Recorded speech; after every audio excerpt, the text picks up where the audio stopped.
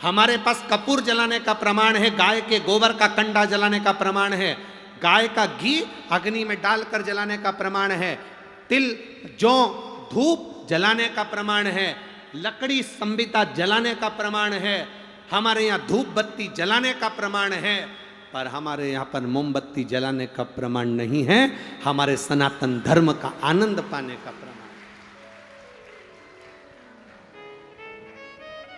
कोई कितना भी लोभ दे, कोई कितना भी लालच दे, कोई कितना भी समझाए तुमको और कहे कि इस धर्म को छोड़ो, सनातन धर्म को, मंदिर जाना छोड़ो, हमारी ओर आओ, उससे कह देना तू मेरे यहाँ आना छोड़ दे, पर मैं मंदिर जाना नहीं छोड़ूंगी, क्योंकि शिव ने मुझे दिया, शंकर ने मुझे प्रदान किया।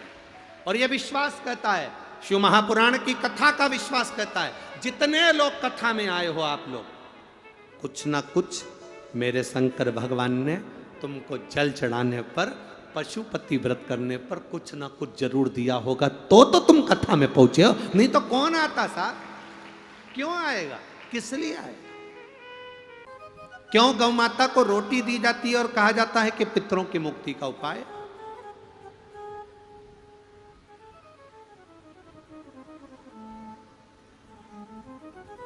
क्यों गौ माता को रोटी देकर पितरों के कल्याण की बात करी जाती है?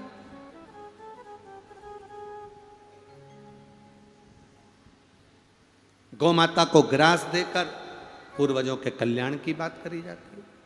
शिव महापुराण की कथा तो यहां तक कहती है,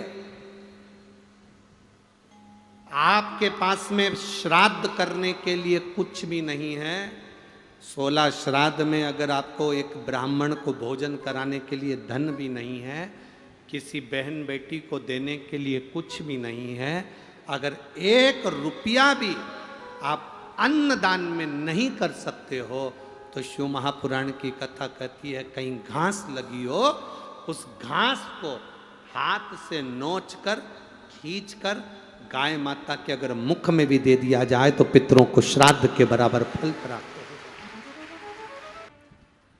चारों तरफ जब हाहाकार असुरों ने बढ़ा दिया, तब सारे देवता एकत्रित होकर ब्रह्मा जी के पास आए। ब्रह्मा जी से निवेदन करा, ब्रह्मदेव, ब्रह्मा जी, पूरी पृथ्वी पर हाहाकार मचा हुआ है और चारों तरफ बड़ी तकलीफ है। क्यों? असुरों ने अपना राज्य बढ़ा रखा है और इंद्रलोक पर भी उन्होंने काबू कर रखा है।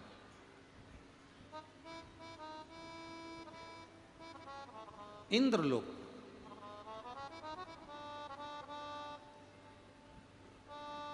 अब ब्रह्मा जी ने कहा कि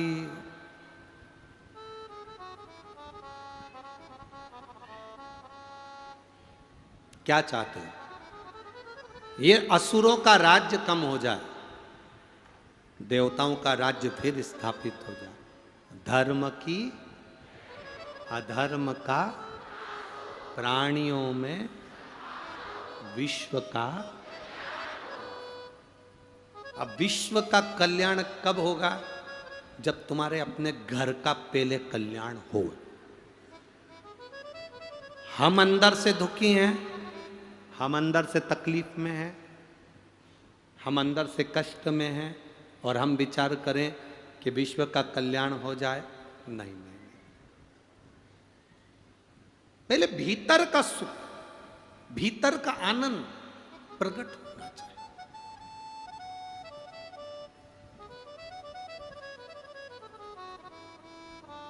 एक बहुत सुंदर बात अपने जीवन में उतारना कि अगर भोजन नहीं पचता ना तो बीमार कर देगा। भोजन नहीं पचेगा तो क्या करेगा? बीमार कर देगा।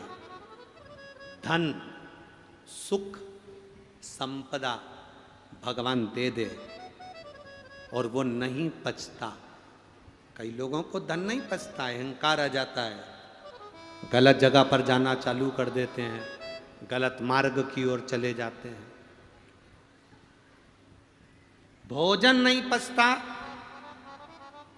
तो बीमार कर देगा। धन सुख वैभव आने पर नहीं पचता तो वो पापी कर देगा, पाप कर्म करवाए, गलत काम करवाए।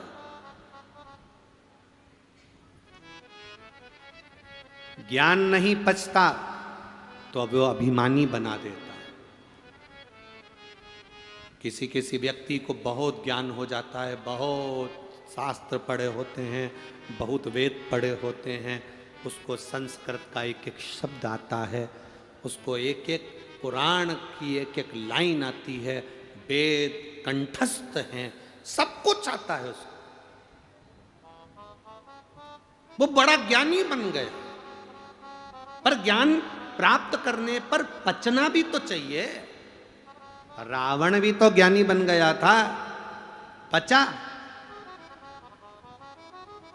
बहुत विद्वान बन गए और तुम्हारे अंदर विद्वानता आने पर, बहुत विद्वान बनने पर अगर तुम्हारा ज्ञान नहीं पचा तो तुम अभिमानी बन जाओगे। मुझे इतना आता है, क्या जानता है वो? उसको क्या आता है? उसको क्या प्राप्त होता है? संस्कृत बोलना आती नहीं, एक शब्द आता नहीं, वेद शास्त्र पुराण जानता नहीं, केवल अपनी अपनी बात कहता। मतलब तुम ज्ञानी, और ज्ञानी पुरुष बनने के बाद तुम ज्ञान को पचा नहीं पा रहे। जिसका ज्ञान पचता नहीं वो अभिमानी बन जाता है। अभिमानी। ज्ञान की सबसे बड़ी परिभाषा होती है, ज्ञानी व्यक्ति हमेशा झुककर चलता है, प्रणाम कर कर चलता है, और भी जो मिलता जाए उसको बटोरता चलता है। ये ज्ञान की सबसे बड़ी आनंदता। भोजन पचेगा नहीं तो बीमार कर देगा, सुख पचेगा नहीं तो पापी बना देगा, ज्ञान पचेगा नहीं तो अभिमानी बना देगा। महाराज, बात पचेगी नहीं तो चुगल खोट्टा बना देगी। अगर बात नहीं पचेगी, अंदर बात पच नहीं पाएगी तो तुम्हें चुगलखोर बना देगी। तुम्हारे को बात नहीं पची ना, किसी ने कहा, एक पति ने अपनी पत्नी से कहा, देख मेरे को भी बहुत जोरदार एक सोने की अंगूठी मिली है, पर तू किसी को बताना मती। अब उसके पेट में तो दर्द हो रहा, पच नहीं रही। वो पानी भरने गई, पड़ोसन ने पूछ लिया, आज तेरे चेहरे पे बड़ी प्रसन्नता दिख रही है, बस बता नहीं सकती। अब ये बोलने की जरूरत थी? ये बता नहीं सकती। आखिरी में पड़ोसन ने खोद खोद के पूछ लिया और इसने कह भी दिया, तो किसी से बोलना मती, कथा में गई थी तो सोने की अंगूठी मिली थी। अब वो बात फेल। भोजन नहीं पचता, बीमार कर देता है। सुख वैभव सत्ता धन नहीं पचती तो वो पापी बना देती है। ज्ञान नहीं पचता तो अभिमान बना देता है। बात नहीं पचती तो चुगलखोर बना देता है। और दुख जिंदगी में आया और वो नहीं पचा तो हमें निराशवान बना देता है। दुख को जो पचा गया वो विद्वान श्रेष्ठ बन जाता, अग्रण्य हो जाता। दुख भी पचना चाहिए, दुख भी पचे।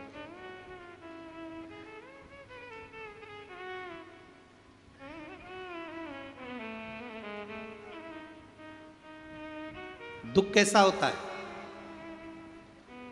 रोटी बनाते हो आप लोग? अरे बोलो तो जम के। अच्छे से सेकते हो तो रोटी फूल जाती है। जो फूलता हुआ भाग है वो एकदम पतला पापड़ी सी हो जाती है, और नीचे नीचे की रोटी पापड़ी होती है क्या? वो थोड़ी सी मोटी रहती है। ऊपर पापड़ी हो गई, नीचे मोटी हो गई। ऊपर की जो पापड़ी है ना, वो कितनी भी खा लो, कितनी भी खा लो, पेट नहीं भराता। पर नीचे की जो थोड़ी सी मोटी सी भाग है, उसको आप थोड़ा ज़्यादा खा लोगे, पेट भरा जाएगा। ऊपर की पापड़ी जल्दी पचती नहीं है, पर नीचे का जो मोटा भाग है वो दूसरे दिन पच जाता है, पच जाता है। सुख और दुख, ये रोटी के दो हिस्से हैं। दुख ऊपर का भाग है, सुख नीचे का भाग है। नीचे का भाग सुख पच सकता है, पर दुख जो है ना वो पचता नहीं है। पर शिव महापुराण की कथा कहती है, जिसने दुख को अपना लिया, पचा लिया, महादेव का भजन करते करते, भक्ति करते करते दुख को जिसने झेल लिया, वो सुख की रोटी जिंदगी में खाता है। दुख पचना चाहिए। अरे मत बुरे कर्म कर बंदे, वरना पछताएगा। भगवान की आंखों से तू बच नहीं पाएगा, तू बच नहीं पाएगा। अरे ओ अज्ञानी मत कर नादानी, अरे ओ अज्ञानी मत कर नादानी। शिव महापुराण की कथा कहती है, भगवान शंकर का संवाद कहता है, देवता और असुर सब मिल गए, ब्रह्मा जी के पास गए। ब्रह्मा जी ने भगवान विष्णु के पास भेजा, भगवान नारायण ने भगवान शंकर जी के पास भेजा कि शिव जी से पूछो इन असुरों का संहार कैसे होगा और देवताओं का राज्य कैसे स्थापित होगा।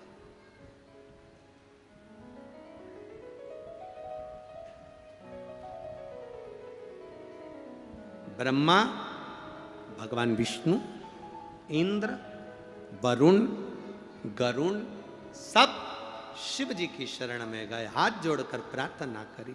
शंभो शरणे पड़े मांगो घड़ी घड़ी, दुख काटो दया करी दर्शन।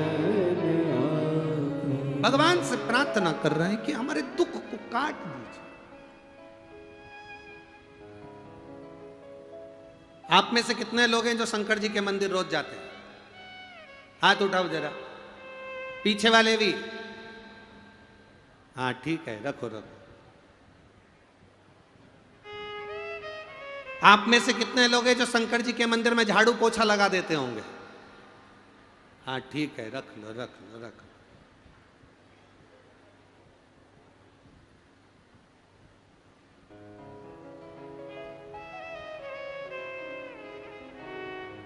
अब एक बात अच्छे से सुन लो,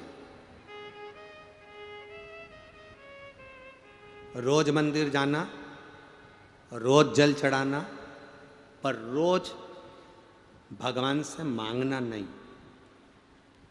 एक बार जल चढ़ाना, दिल से कहना, बाबा बहुत तकलीफ में हूँ, बहुत कष्ट में जिंदगी चल रही है मेरे बाबा, बहुत दुख है मेरे जीवन में, आप इसको सवार लीजिए,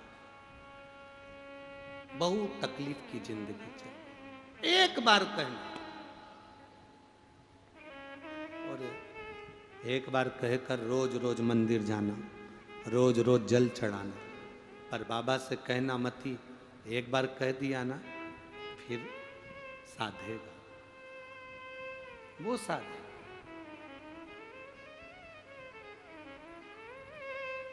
जितनी माताएं पेड़ के नीचे बैठी हैं, दुकानों में बैठी हैं, धूप में बैठे हो, गर्मी में बैठे हो, आप सब जब कथा के पंडाल से जाओ, शिव महापुराण के इस पंडाल को छोड़कर जाओ, जहां बैठे उस जमीन को छोड़कर जाओ, तब मेरे देव अधिदेव महादेव से कहकर जाना, भोला सब दुख काटो मारा, ओ भोला सब दुख काटो। उससे प्रार्थना कर कर जाना, उससे विनती कर कर जाना, उससे निवेदन कर कर जाना। जब हम उससे प्रार्थना कर कर जाएंगे, विनती कर कर जाएंगे, निवेदन कर कर जाएंगे, तो वो सुनेगा।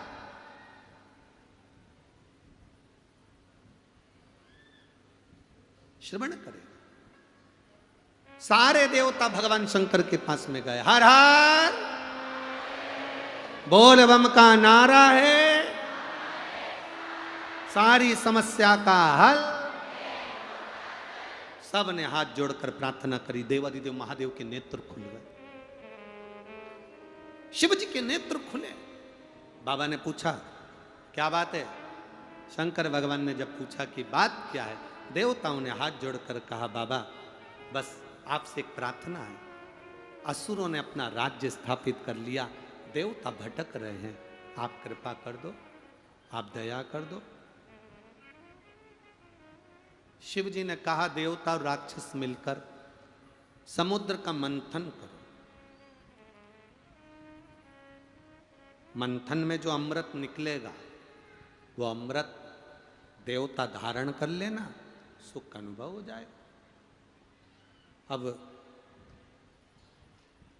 देवता राक्षसों ने मिलकर समुद्र का मंथन किया। जो मंथन करना प्रारंभ करा, कच्छप भगवान विष्णु रूप धरकर नीचे गए, मंदराचल पर्वत को, सुमेरु को अपने पीठ पर रख लिया, शेषनाग की नेति बनाकर मंथन करना प्रारंभ करा। और मंथन करते करते करते करते सबसे पहले गौ माता प्रकट हो गई। कितनी गाय निकली? 5 गाय प्रकट हुई। पहली नंदा, दूसरी सुभद्रा, तीसरी सुरभि, चौथी सुशीला, 5वीं बहुला। 5 गाय प्रकट हो गई।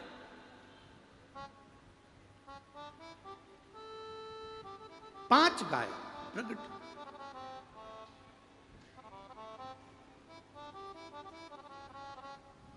सुरभि, सुशीला, बहुला, जब ये नंदा, सुभद्रा प्रगटी, और उसके बाद जो निकला वो विष निकला। विष देवादिदेव महादेव के पास चले गए। गाय जो प्रकट हुई, सुरभि जिसको कामधेनु कहते हैं, ब्रह्मा जी के हृदय से दक्ष प्रजापति प्रकट हुए थे। उनकी धर्म पत्नी वीरणी ने जब देखा सुरभि गाय को, बड़ी सुंदर गाय है, बड़ी सुंदरता उसकी है क्योंकि वो कामधेनु है, बड़ी सुंदर।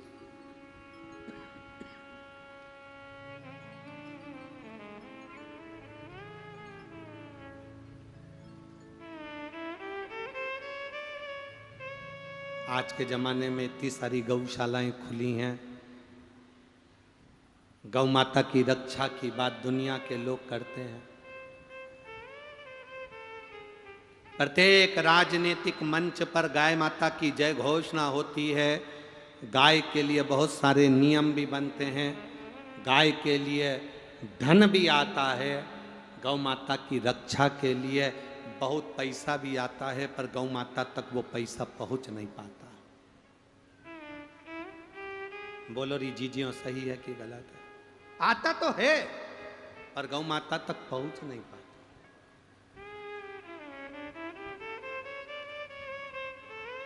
इतने सारे गौशाला, इतने सारे एनजीओ, इतनी सारी संस्थाएं गौ माता के लिए काम कर रही हैं, गौ माता के लिए आगे बढ़ रही हैं, पर फिर भी गौ माता रोड पर कचरा, पन्नी, पॉलीथीन खा रही, तो भी दुखी। हम तो एक निवेदन करना चाहेंगे, अगर हमारी बात माननीय प्रधानमंत्री जी तक, राष्ट्रपति तक पहुंचे, तो हम तो इतना सा कहना चाहेंगे, आप गौ माता के लिए कुछ कर रहे हैं ना कर रहे हैं वो अपनी जगह पर है, बस इतना सा निवेदन है, नर्सरी क्लास से लेकर 10th क्लास तक बच्चों की पाठ्य पुस्तिका में एक गौ माता का भी सब्जेक्ट चालू कर देना चाहिए,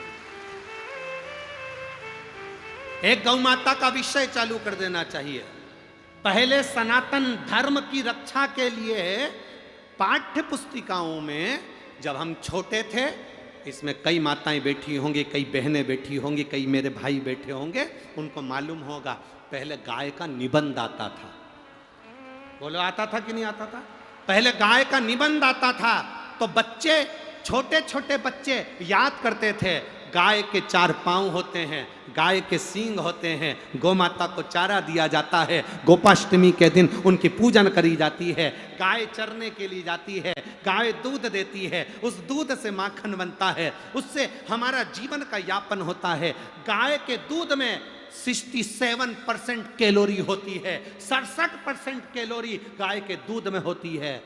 माँ के दूध में तो केवल 65% कैलोरी होती है, पर गाय के दूध में 67% कैलोरी होती है, जो कैंसर भी समाप्त कर देती है। मेरा माननीय प्रधानमंत्री जी से, मुख्यमंत्री जी से, प्रत्येक प्रदेश के मुख्यमंत्री से और प्रत्येक प्रदेश के मुख्यमंत्री और अध्यक्ष उपाध्यक्ष जितने बैठे हैं और जितने मेरे इस भारत की भूमि के प्रधानमंत्री और राष्ट्रपति जी से केवल एक निवेदन रहेगा कि नर्सरी से लेकर 10वीं क्लास तक आपकी पाठ्य पुस्तिकाओं में गौ माता का भी एक पाठ जरूर डाल दीजिए, जिससे बच्चे याद करें। धीरे धीरे अंग्रेजी पढ़ाई में, अंग्रेजी एजुकेशन में गौ माता के पाठ्यक्रम को पढ़ाना बंद कर दिया गया। पहले गाय का निबंध आता था, अब दूसरे निबंध आते हैं, गाय का निबंध नहीं आता। ऑब्जेक्टिव प्रश्न आते थे, उसमें पूछा जाता था गाय के पूजन का विधान, गाय के दूध का विधान। मेरा निवेदन केवल इतना सा है, आप कुछ नहीं कर सकते तो पाठ्यक्रम में गाय को जोड़ो। गाय अगर पाठ्यक्रम में जुड़ेगी तो जरा जरा से बच्चों के दिमाग में बैठेगा कि गाय हमारी माता है और इसको हमें संभालना है। आज बच्चों के दिमाग में ये बात बैठी नहीं रही कि गाय हमारी माता है और इसे हमें संभालना है। उनकी निगाह में तो बस डी फॉर डॉग, बस उनकी ध्यान में आ गया कि कुत्ता पाल लो, सवेरे सवेरे चड्डा पहन के, टी शर्ट लेके, जंजीर से बांध के कुत्ता घुमाओ। वेद शास्त्र कहते हैं सवेरे सवेरे गौ माता के पीछे चलो तो दिन अच्छा निकलता है, और यहाँ सवेरे सवेरे कुत्ते के पीछे चल रहा है। इनके घर के बच्चों को नौकरानी छीछी करा रही, ये कुत्ते को छीछी करा रहा है। बड़े बड़े पैसे वालों के घर के बच्चों को नौकरानी बिचारी संभालती, छीछी कराती, उसके पंथरिया बांधती, कपड़ा बांधती, कपड़े पहनाती, और उनके घर के कुत्ते को बड़े बड़े सेट डेंटिंग पेंटिंग करके सेठानिया जंजीर से बांधकर सवेरे सवेरे छीछी करा रहा है।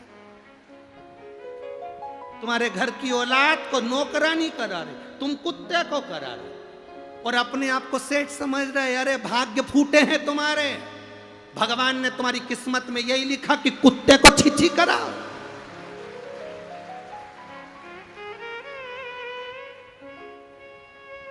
तुम्हारे भाग्य में लिखा भगवान ने कि सवेरे से उठना और कुत्ते को छीछी कराना, कुत्ते को घुमाना।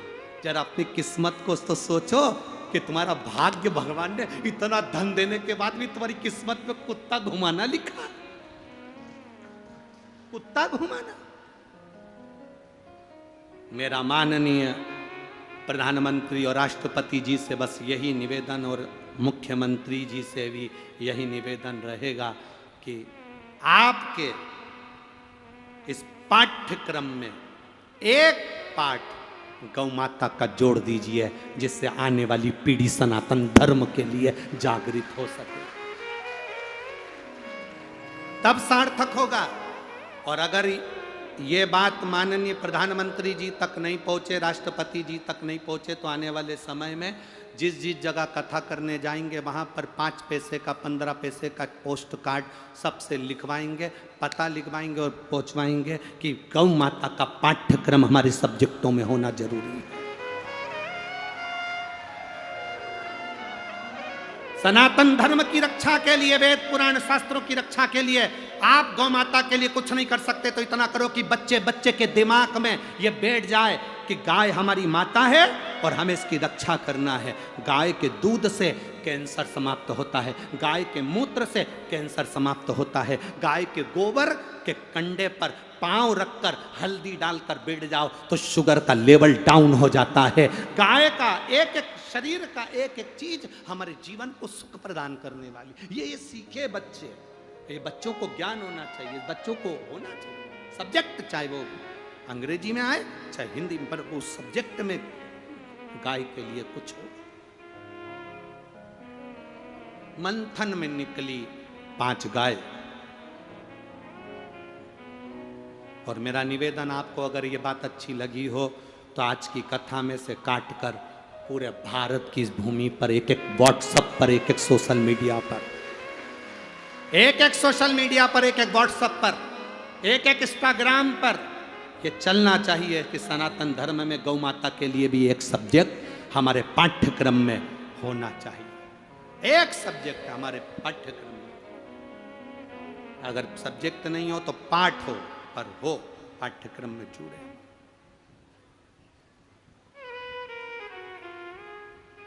जुड़े और महाराज शिव महापुराण की कथा वर्णन कर रही है। दक्ष प्रजापति की पत्नी वीरणी ने, दक्ष प्रजापति की 2 पत्नी थी, एक प्रसूति एक वीरणी। आप लोगों को एक बार वीरणी की कथा पहले कही है, सुनी है क्या आप लोगों ने? बोलो किस किसने सुनी है रे? सबने सुनी है वीरणी की कथा। माता वीरणी का वर्णन एक बार कर चुके हैं हम। बाहर के मंदिर में जाने का प्रयास करते हैं, पहले अपने घर के मंदिर में, अपने गांव के मंदिर में, अपने शहर के मंदिर में, अपनी कॉलोनी के मंदिर में, अपनी सोसाइटी के मंदिर में जो भगवान शंकर बैठे हुए हैं, पहले उनकी आराधना, उनकी आरती, उनकी पूजन, उनकी आराधना पहले हम दिल से करें, फिर हम दूसरी जगह जाने का विचार करें। कई लोग ऐसे हैं जो आज तक शंकर भगवान को नहीं पहचाने, जिनकी बुद्धि में शिव तत्व नहीं आ पाए। एक पत्र आया है, देखिए।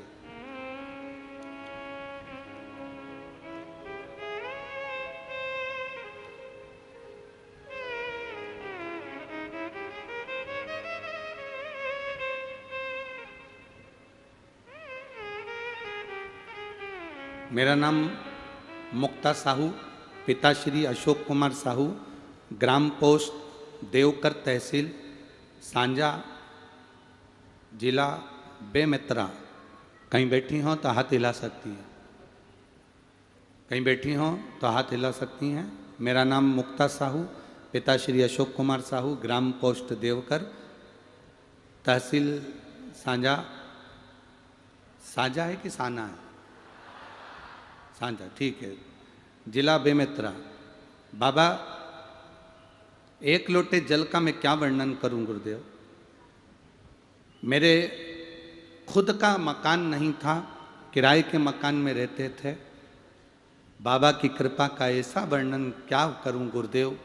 केवल टीवी के सामने शिव महापुराण की कथा सुनी, आपके पास कहीं पंडाल में जाकर नहीं पहुंच पाई, पर जब भी टीवी के सामने कथा आती थी, आसन लगाकर बैठती, कथा सुनती।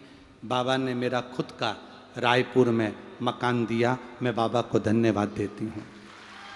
मेरे पति प्राइवेट नौकरी करते थे, केवल 12,000 रुपये उनको तनख्वाह मिलती थी, वेतन मिलता था।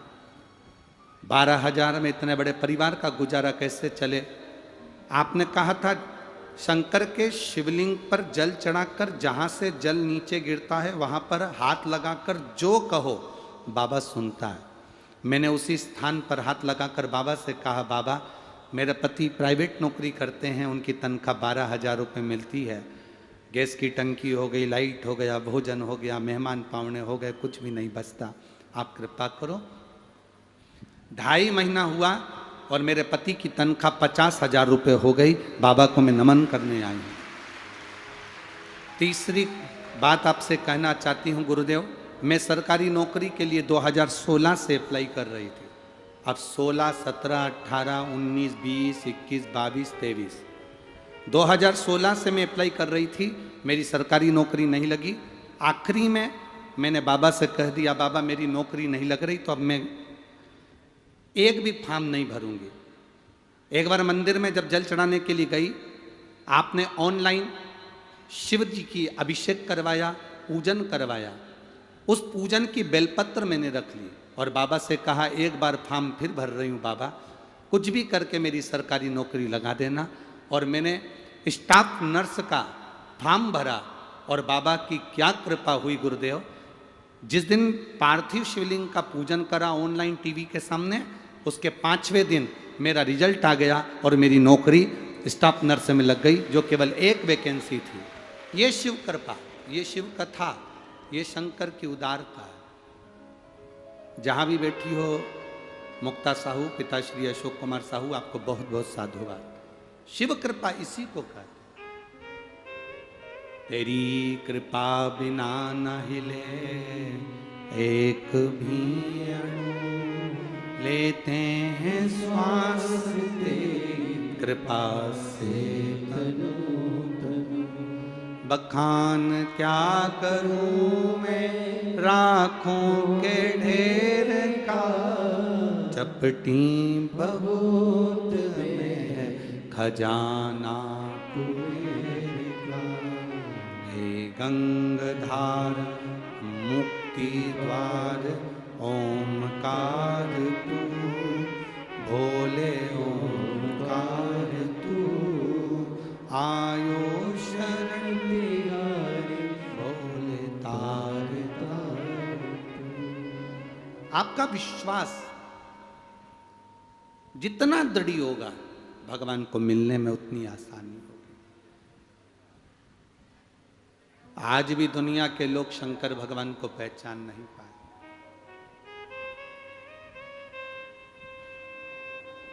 एक बात अपने भीतर उतारना, जब धर्म की हानि होती है, अधर्म बढ़ता है, पाप बढ़ता है, तब परमात्मा प्रकट होकर इस सृष्टि का कल्याण करते हैं। वेद, पुराण, शास्त्र, ये सब एक बल प्रदान करते हैं।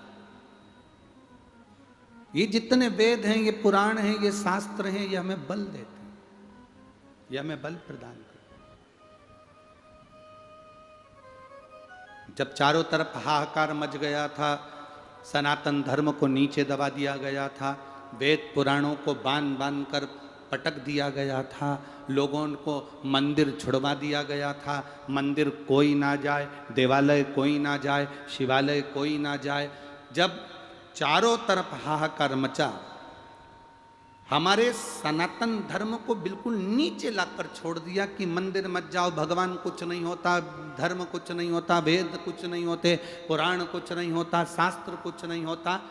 तब मेरे भोले बाबा की कृपा से जगत गुरु शंकराचार्य जी ने इस पृथ्वी पर जन्म लिया था और इस विश्व का कल्याण किया।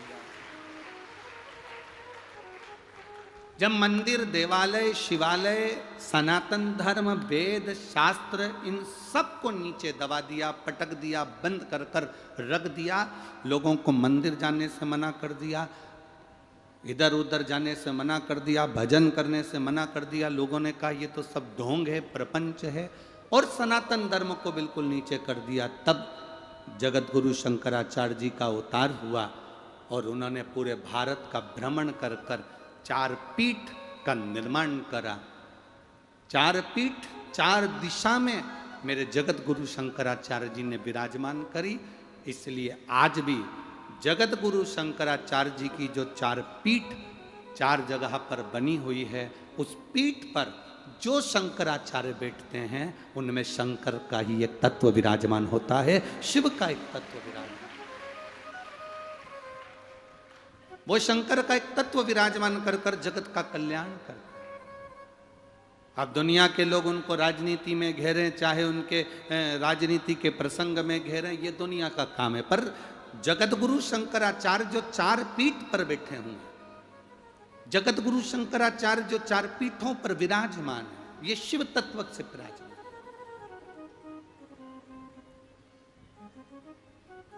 जब जब धर्म की हानि होती है, तब परमात्मा किसी न किसी रूप में अवतार लेता है, आते हैं। कोरोना महामारी आई, पूरा विश्व हाहाकार में मच गया, लोग मरने लगे, तकलीफ भोगने लगे। तब पूरी दुनिया में श्रीमद् भागवत होती थी, राम कथा होती थी, गीता जी होती थी, विष्णु पुराण होती थी, देवी पुराण होती थी, पर शिव महापुराण नहीं होती थी। होती थी क्या? फिर बाबा ने कहीं कृपा कर कर भोलेनाथ ने इस शिव महापुराण को कली काल के लिए, इस कलयुग में घोर तकलीफ के समय पर मेरे बाबा ने शिव महापुराण को जनमानस में प्रकट किया, और इस शिव महापुराण को सुनकर दुनिया के लोगों के हृदय में तृप्ति का भान।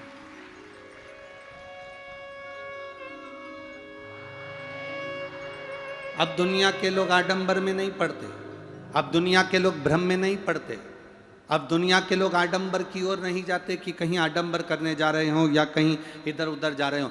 दुनिया के लोगों को अब तकलीफ होती है, दुनिया के लोगों को अब दुख होता है, दुनिया के लोगों को अब कष्ट होता है, तो उनके मुख से केवल एक ही शब्द निकलता है, अगर तू तकलीफ में है तो एक काम कर, या तो पशुपतिनाथ का व्रत कर ले या शंकर के मंदिर में जाना चालू कर ले। बस एक काम कर, सारी समस्या का हल एक लोटे जल से, तेरी दुख, तेरी तकलीफ, तेरा कष्ट मिट जाए। शिव को जिसने पहचान लिया उसका जीवन सार्थक।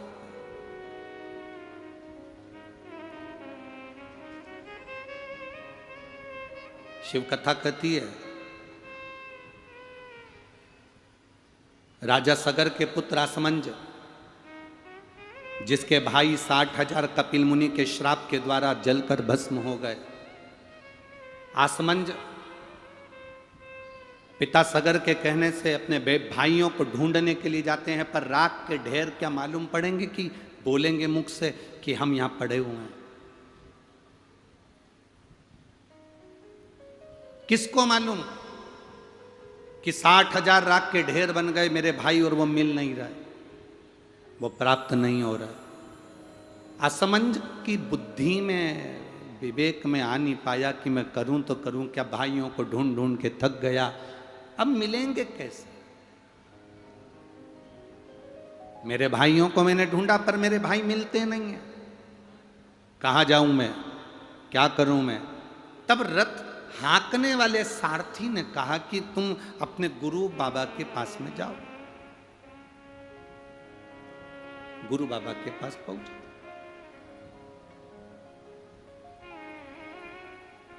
वशिष्ठ बाबा के पास में, गुरु बाबा के पास में जाओ। कोई मार्ग बताने वाला आपको मार्ग बता दे। जब तकलीफ की घड़ी हो, जैसे उसमें पत्र में लिखा था कि मेरी पड़ोस में एक आंटी रहती है, उन आंटी ने कहा कि तू शिव के मंदिर जा। कोई आ जाता है जीवन में जो मार्ग को प्रशस्त कर देता। आपकी दुख की घड़ी में, तकलीफ की घड़ी में कोई आ जाए और मार्ग प्रशस्त कर।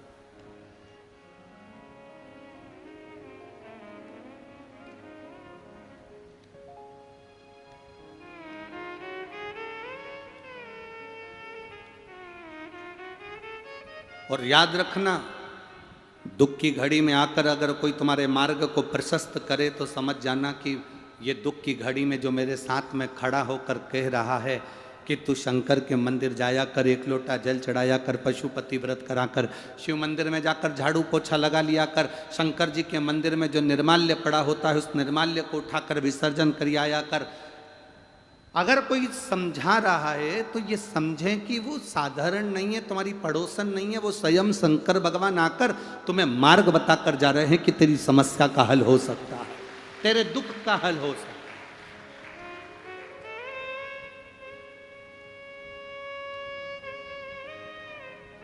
पर हम उस बात पर विचार नहीं करते।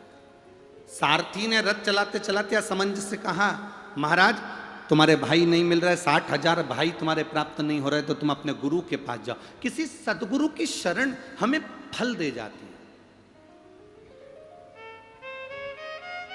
गुरु मिले ना मिले, गुरु दिखे ना दिखे, गुरु की दृष्टि पड़े ना पड़े, पर जहां गुरु है उस भूमि पर भी अगर आप पहुंच गए, जिस जगह पर गुरु बैठा है उस धरा पर भी आप पहुंच गए, तो गुरु की कृपा, गुरु के चरण की रज तुम्हारे भाग्य की रेखा को बदल सकती है। अगर सच्चा गुरु है तो, सच्चा गुरु है तो बदलेगी। और मालूम पड़े कहीं का गड़बड़ गुरु है तो हो गया कल्याण तुम्हारा। नहीं तो आज का जमाना, गुरु फिरे बाजार में हमसे दीक्षा लेओ, नरक पड़ो चाहे स्वर्ग जाओ, पर माल हमी को देओ। नहीं तो आज के गुरु तो ऐसे हो गए कि माल चाहिए बस, आप क्या करें उससे मतलब नहीं। आप स्वर्ग गए कि नरक गए, गुरु को मतलब नहीं।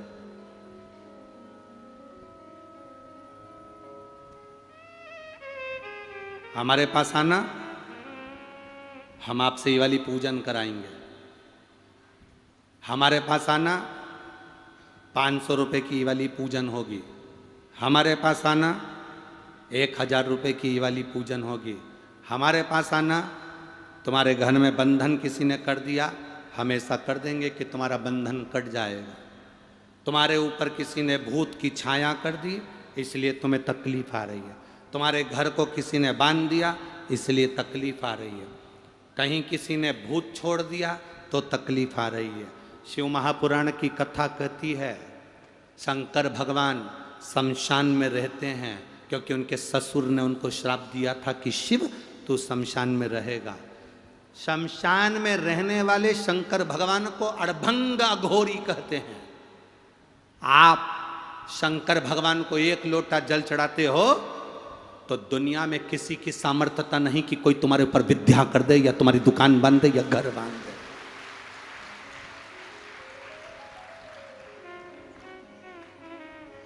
किसी की सामर्थ्यता नहीं कि तुम्हारी नौकरी को बांध दिया। पहले लोग कहते थे ये वाला दोष लग गया, पितृ दोष लग गया, काल सर्प दोष लग गया, वास्तु दोष लग गया। लोगों ने बाथरूम तोड़वाई, यहाँ बनवाई, सीढ़ी तोड़वाई, यहाँ बनवाई, ये करा वो करा। सारी दुनिया के लोगों ने सब कुछ तोड़वा के देख लिया, सब कुछ बदल के देख लिया। घर बदला, व्यापार बदला, दुकान बदली, सत्ता बदली, सब बदल कर देखा, पर व्यक्ति ने अपना मन बदल कर नहीं देखा। जिस दिन अपना मन बदल लेता, उस दिन पूरा घर अपने आप सरल हो जाता, अच्छा हो जाता। हम सब कुछ बदले, पर मन कहां बदलता।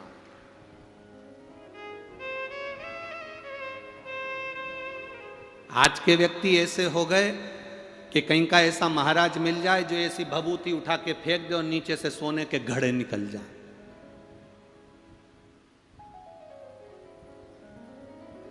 ए भाई, ए छत्तीसगढ़ की जीजियों, छत्तीसगढ़िया सबले बढ़िया। तो मेरी छत्तीसगढ़ की जीजियों और मेरे छत्तीसगढ़िया जीजाओं, एक बात याद रखना, गड़ा हुआ धन अपने आप नहीं मिलेगा, थोड़ी मेहनत करना पड़ेगी, संघर्ष करना पड़ेगा, और दुख की घड़ी में भी मुस्कुराकर आगे बढ़ना पड़ेगा। अपनी मेहनत का धन चाहिए।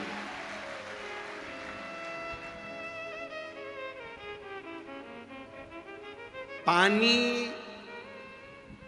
गिरने से पहले किसान जमीन तैयार कर लेता है। बोलो रे भाई, सही है कि गलत? पानी गिरने पर किसान उसमें बीज बो देता है। बोलो सही है? अरे बोलो तो, बीज बो देता है। अगर मान लो किसान जमीन में बीज नहीं बोए,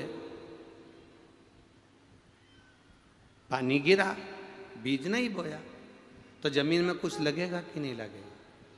अरे बोलो तो जम के, नहीं लगेगा? लगेगा। घास, कचरा, खरपतवार। बोलो सही है कि गलत है? जमीन खाली पड़ी है, उसमें पानी गिरेगा तो घास फूस नहीं लगेगा, खरपतवार नहीं लगेगा, आड़ा टेढ़ा पौधा नहीं उगेगा जो किसी काम का नहीं। गाजर, घास, खरपतवार ये सब उगेगा कि नहीं उगेगा? बोलो बोलो जम के, उगेगा ना। जमीन खाली पड़ी है, पानी गिरा तो उसमें खरपतवार उगा, उसमें घास फूस उगा, उसमें बेकार चीजें होगी। तो किसान अगर बीज बो देता तो ये खरपतवार, ये घास, ये फूस, ये गाजर घास उगती नहीं। उसमें बीज बो देता तो ये नहीं उगेगा, और अगर नहीं बोएगा तो ये सब फालतू की चीजें उगेगी। उसी तरह अपनी बुद्धि में शिव महापुराण का, शंकर जी की कथा का अगर बीज बो दिया है तो ये पक्का है कि उसमें फसल उगेगी, ये निश्चित है। मेहनत का फल मिलेगा, ये निश्चित है। और अगर इस बुद्धि में तुमने सत्संग का बीज या शिव पुराण का बीज या भगवान की भक्ति का बीज नहीं बोया तो इसमें खरपतवार उत्पन्न होगी। दिन भर फालतू के विचार आएंगे, फालतू का टेंशन, फालतू की बातें तुम्हारे मन में, तुम्हारी बुद्धि में समाती जाएगी। समझ लेना यह फालतू घास फूस उग रहा है। जब से शिव महापुराण की कथा लोगों ने सुनना चालू करी, लोगों के घर में लड़ाई झगड़े थोड़े कम हो गए। बोलो सही है कि गलत है? पहले सास भी फ्री थी, बहू भी फ्री थी, तो दिन भर लड़ाई होया करती थी। आजकल सास 2 बजे से 5 बजे तक टीवी पे बुक रहती है, बहू अपने कमरे में आराम से सोती रहती है। शाम होती है, 5 बजती है, बहू सास की चाय बनती है, दोनों पीती हैं। शाम को पति आते हैं, रोटी बनती है, खाते हैं, सो जाते हैं। लड़ाई की फुर्सत ही नहीं। लड़े कब? लड़ाई में कहां पे सुख का अनुभव हुआ? 3 माताएं बात कर रही थी आपस में। एक बोली मेरा पति बड़ा भुलक्कड़ हो गया री। दूसरी बोली तू रेन देरी बई, तेरे पति से ज्यादा तो मेरा पति भुलक्कड़ हो गया, इतना भूलता है कि पूछो ही मत। तीसरी बोली तुम दोनों तो जाने दो चूल्हा में, मेरा पति तो ऐसा गजब का हुआ उसको तो कुछ याद ही नहीं रहता। तो इतने में तीनों ने बात करी कि तेरे पति को क्या हो गया, ऐसा क्या भूल जाता है? पहली बोली मेरा पति मंदिर जाता है पानी चढ़ाने के लिए, जल चढ़ाने के लिए, तो लोटा भूल आता है। दूसरी बोली हौरी भाई ये कोई भूलना हुआ, मेरा पति तो इतना बड़ा भुलक्कड़, सब्जी खरीदने जाता है तो ठेले पर ही उसका बैग, सब्जी का थैला भूल आता है, सब्जी की पन्नी भूल आता है। तीसरी बोली हौरी भाई तुम दोनों का तो पति फिर भी ठीक है, कल मैं कथा में गई थी कोडिया,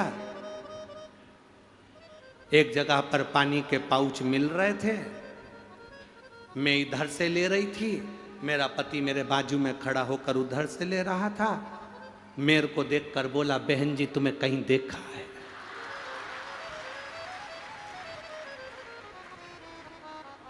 अब बताओ इन तीनों में सबसे ज्यादा भुलक्कड़ किसका पति है? बस हम भी ऐसे ही हैं।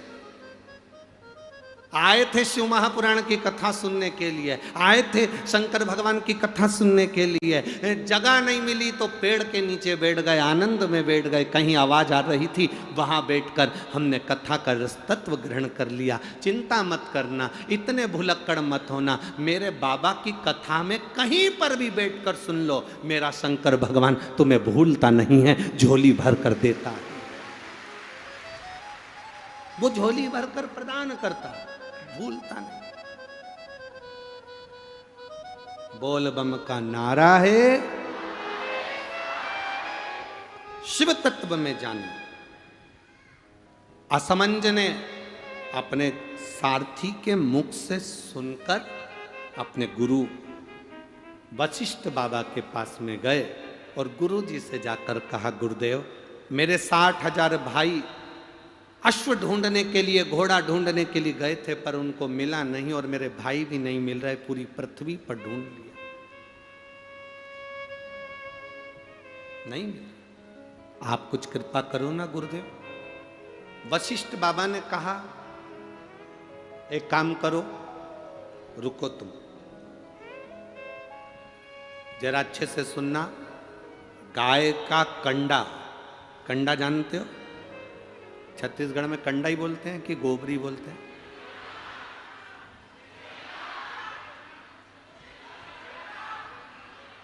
हाँ ठीक है। हाँ, एक जनी बोलो तो मालूम पड़े ना, तो इतने सारे। चेला, हाँ ढेला और ठेला, चलो ठीक है, ऐ रखो रे बाबा। हाँ,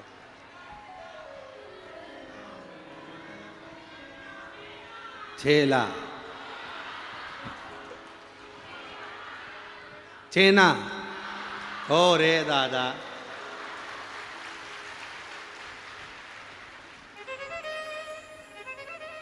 तो हर छत्तीसगढ़ में तो गजब को नाम आए रे बाबा। हाँ, चेना।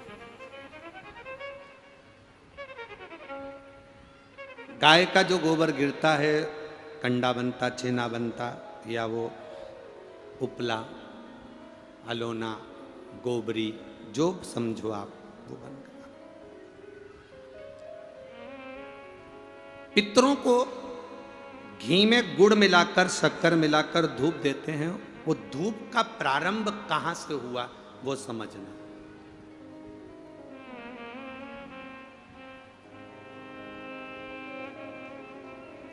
असमंज ने वशिष्ठ बाबा से कहा, मेरे भाई नहीं मिल रहा। वशिष्ठ ऋषि ने कहा, रुको। अपने शिष्य से कहा, नंदनी गाय का जो गोबर का कंडा बना है, छेना बना है, उसको लेकर अलोना, गोबरी, उसको लाओ। कंडे को लाया गया।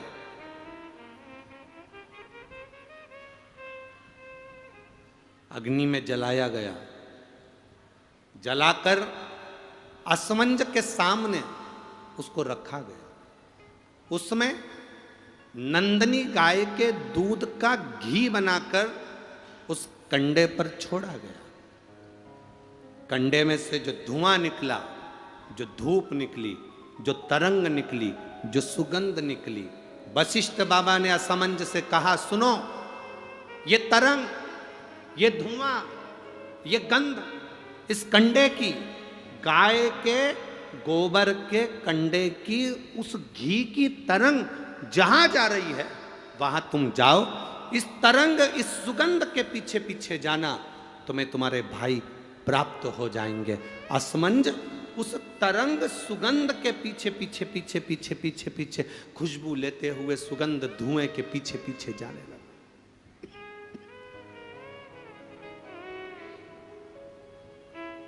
जाते जाते जाते जाते कपिल मुनि के आश्रम में असमंज पहुंच गए।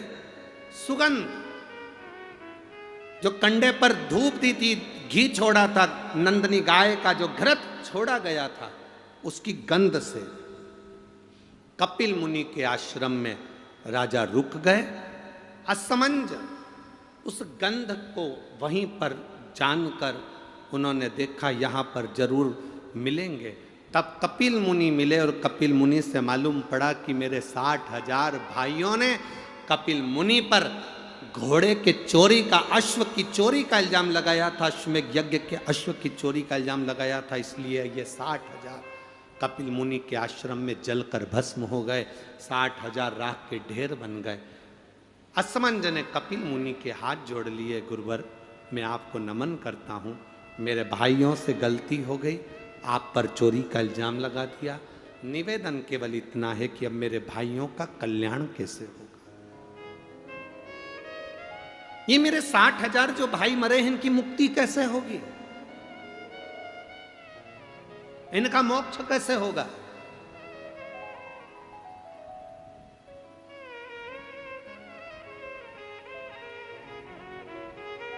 कपिल मुनि ने कहा, ब्रह्मलोक से गंगा पृथ्वी पर लेकर आना। गंगा का जल जब कपिल मुनि कहते हैं मेरे आश्रम में आएगा, तो ये 60,000 राख के ढेरों का कल्याण गंगा का जल कर जाएगा। ये गंगा का जल 60,000 राख के ढेर का उद्धार कर जाएगा। गंगा का जल लाना चाहिए। आसमंज गंगा जी लाने में समय लगेगा। पहले तुम तुम्हारा घोड़ा लेकर जाओ, अश्व लेकर जाओ और तुम्हारे पिता सगर से अश्वमेघ यज्ञ की पूर्णाहुति करवाओ, उसके बाद में गंगा लाना। अश्व लेकर असमंज चले, पर असमंज घर नहीं गए, वशिष्ठ बाबा के घर पर पहुंच गए। वशिष्ठ ऋषि के यहाँ जाकर असमंज ने हाथ जोड़कर कहा, गुरुदेव तुमने जो कंडे पर घी छोड़ा था, गाय का जो घी छोड़ा था, उसकी जो गंध उठी थी, वो गंध ने मुझे अपने भाइयों से मिलवा दिया। आपसे एक निवेदन है गुरुदेव। गुरु जी बोले, वशिष्ठ बाबा बोले, बोलो असमंज क्या चाहते हो? असमंज ने कहा, गुरुवर एक आशीर्वाद संसार के लोगों के लिए दे दीजिए कि गाय के गोबर के कंडे पर, गाय के गोबर के छेना पर, अलोनी पर, इस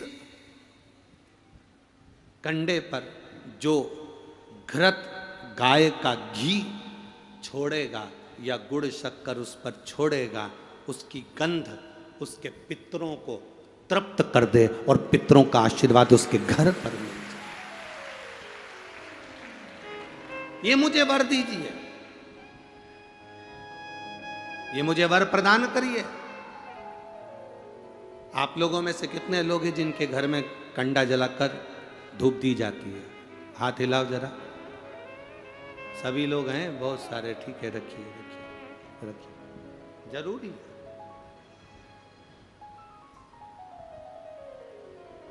श्राद्ध पक्ष में ये दुनिया के लोग भले हंसे हमारे सनातन धर्म पर, दुनिया के लोग भले हमारे सनातन धर्म पर उंगली उठाएं कि कंडा जलाकर धूप छोड़ने से क्या पूर्वजों को मिल जाती है, घी शक्कर छोड़ने से क्या हमारे पूर्वजों को प्राप्त हो जाती है। दुनिया के लोग कितना भी हंसें, दुनिया के लोगों को ये ज्ञान होना चाहिए कि गाय के घी में, गाय के कंडे में जब अग्नि तपती है और गाय का घी जब कंडे पर डलता है तो हमारे पूर्वजों को वो तरंग प्राप्त होकर हमें वर प्राप्त होता है और हमारे जीवन का कल्याण होता है, हमारे जीवन का सुख प्राप्त होता है।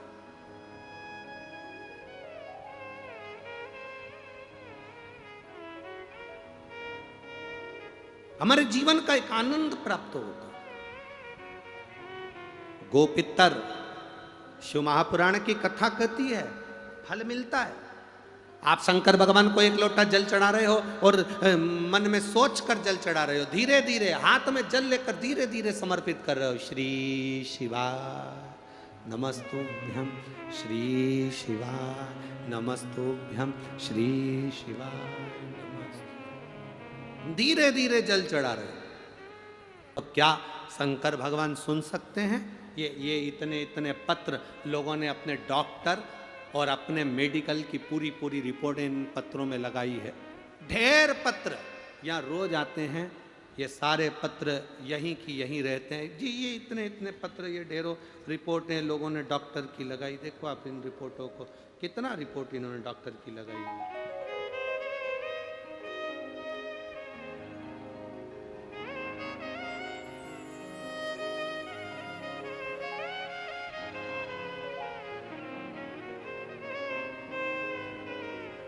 कितना ये पत्र लिखा है किसी ने, कोई गजेंद्र कुमार साहू हैं, बीरनपुर नगरी जिला धमतरी छत्तीसगढ़ के निवासी हैं, जिन्होंने भेजी ये पत्र भेजा। और ये फाइल पूरी डॉक्टर की लगाई, आप देख सकते हैं। और एक पेज की नहीं, कम से कम 50 पेज की फाइल होगी, जिसके अनुसार डॉक्टर ने उसके शरीर में बहुत कुछ बता दिया था, पर बाबा की कृपा से एक लोटे जल और एक बेलपत्री के बल पर पूरी बीमारी सही हो गई। ये शिव तत्व कहता है। कहीं बैठे हो तो हाथ हिला सकते हैं। आप ही हैं, दोनों हाथ हिला दो एक बार। इधर साइड है बाबू, लेफ्ट में। हाँ हिलाओ हाथ, वापिस एक बार हाथ हिलाइए जी। श्री शिवाय नमस्तुभ्यम। अब ठीक हैं? ठीक हैं? कोई प्रॉब्लम तो नहीं है? आपकी जांचें तो बहुत कुछ कह रही हैं, डॉक्टर के हिसाब से अगर आप लोग देखेंगे तो बहुत कुछ इन जांचों में है, बहुत कुछ। पर बाबा की कृपा, स्वस्थ तो हैं, बस बाबा की कृपा बनी रहे। बैठिए। श्री शिवाय नमस्ते।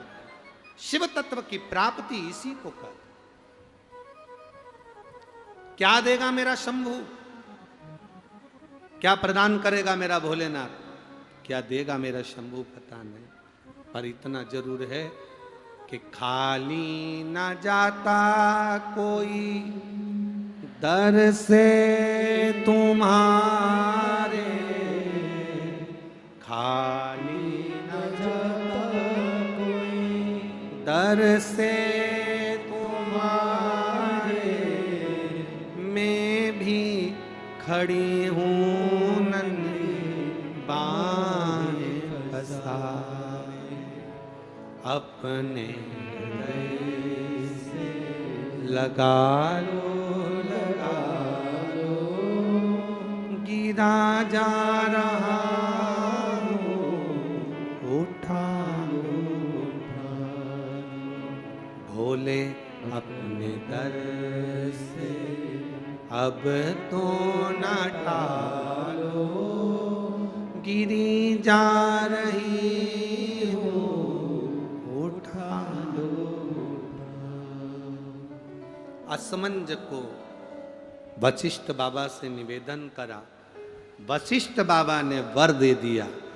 गाय के गोबर पर जो गाय का घी कंडा जलाकर छोड़ेगा, उसके पितृ, उसके देवता, उसके कुल देवी देवता उस पर कृपा करेंगे और उसका जीवन सार्थक करेंगे। घर आए, पिता को अश्व दिया, अश्वमेध यज्ञ पूर्ण हुआ, अश्वमेध यज्ञ पूर्ण हुआ। आप लोगों को मालूम होगा आरती के बाद कपूर क्यों जलाया जाता है? जितने लोग कथा सुन रहे हैं बड़े भाव से उत्तर दें। आरती के बाद कपूर क्यों जलाया जाता है, किस लिए जलाया? बहुत सावधानी से कथा सुनिए, जीवन की सार्थकता देने वाली कथा है।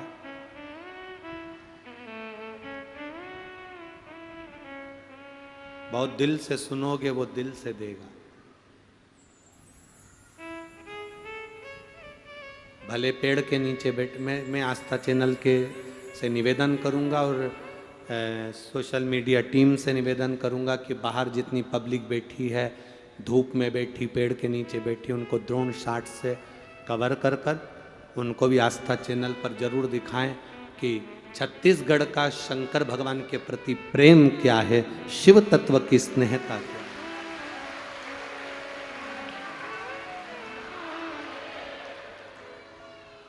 शंभू की कृपा।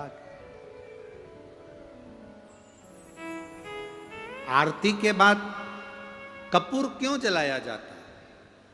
शिव महापुराण की कथा कहती है, आरती होने के बाद मंदिर, देवालय, शिवालय, पूजन, कथा, सत्संग में कपूर जलाने का एक कार्य इसलिए है, कपूर अश्वमेध यज्ञ की पूर्ण आहुति का फल प्रदान करता है और हमें अश्वमेध यज्ञ का फल मिलता है, इसलिए कपूर को आरती के बाद जलाया जाता है।